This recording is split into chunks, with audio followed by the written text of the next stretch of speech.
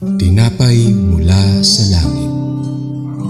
A daily morning devotion with CRC family.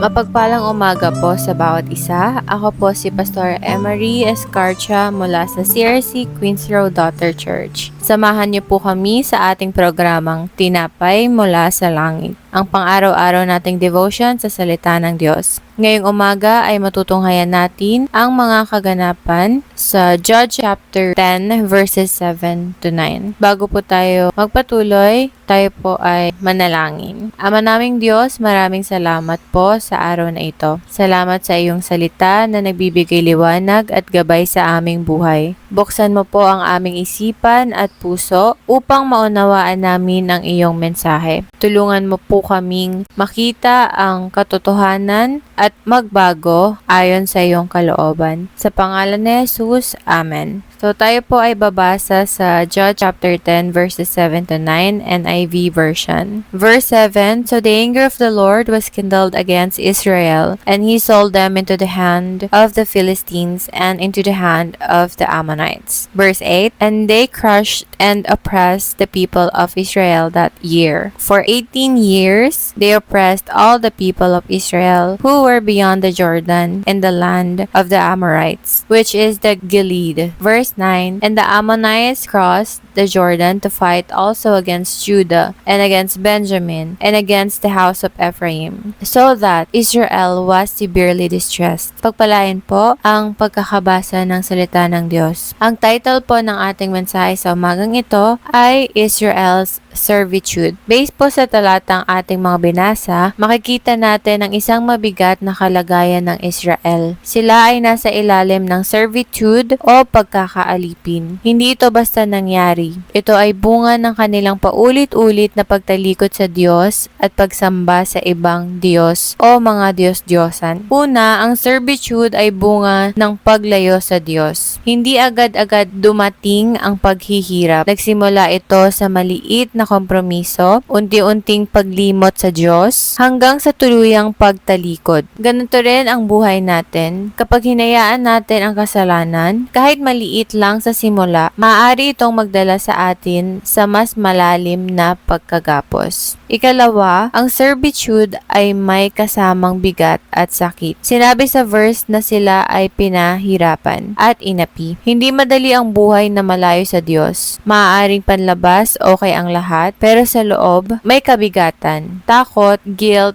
pagkalito at kawalan ng kapayapaan. Ikatlo, ang servitude ay nagdudulot ng pagkabagabag. Ang Israel ay lubhang nabagabag. Kapag tayo ay wala sa kalooban ng Diyos, nawawala ang tunay na kapayapaan. Kahit anong gawin natin, may kulang. May kakulangan sa ating puso. Pero dito rin nagsisimula ang pag-asa. Bakit? Dahil ang pagkabagabag ay maaaring maging daan para tayo ay bumalik sa Diyos. Minsan hinahayaan ng Diyos ang ganitong sitwasyon, hindi para tayo ay sirain, kundi para tayo ay gisingin. For our application, una po ay suriin ang ating mga puso or suriin ang iyong puso. May mga bagay ba na unti-unting naglalayo sa iyo sa Diyos? Pangalawa, huwag maliitin ang kasalanan. Ang maliit na compromise o kompromiso ngayon ay maaaring maging malaking problema bukas. Ikatlo, bumalik sa Diyos habang may panahon pa or habang maaga pa.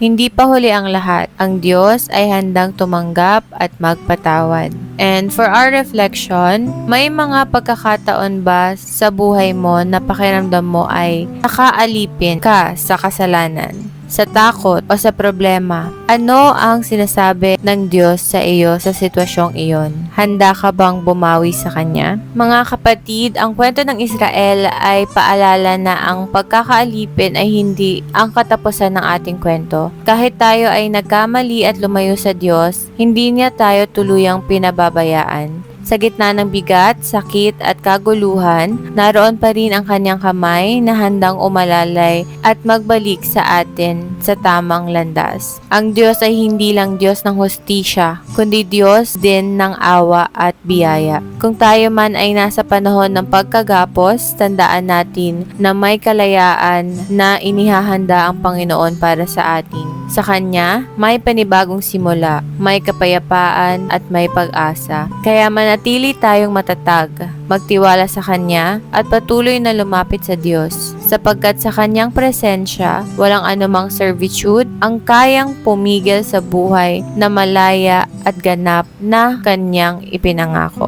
And tayo na po ay dadako sa ating closing prayer. Panginoon, patawarin mo po kami sa mga pagkakataong kami ay lumayo sa iyo. Tulungan mo po kaming makita ang aming mga pagkakamali at magkaroon ng pusong handang magbago. Iligtas mo po kami sa anumang pagkakaalipin at ibalik mo ang tunay na kapayapaan sa aming mga puso. Salamat sa iyong walang hanggang biyaya at pagmamahal. Sa pangalan ni Jesus, Amen. Maraming salamat po sa inyong pakikibahagi sa ating programa. Lagi po nating pagnilayan ang salita ng Diyos mula sa puso dahil lubos ang magiging kaunawaan natin dito. Tulungan mo po kaming makita ang aming mga pagkakamali at magkaroon ng pusong handang magbago. Iligtas mo po kami sa anumang pagkakaalipin at ibalik mo ang tunay na kapayapaan sa aming mga puso. Salamat sa iyong walang hanggang biyaya at pagmamahal. Sa pangalan ni Jesus, Amen.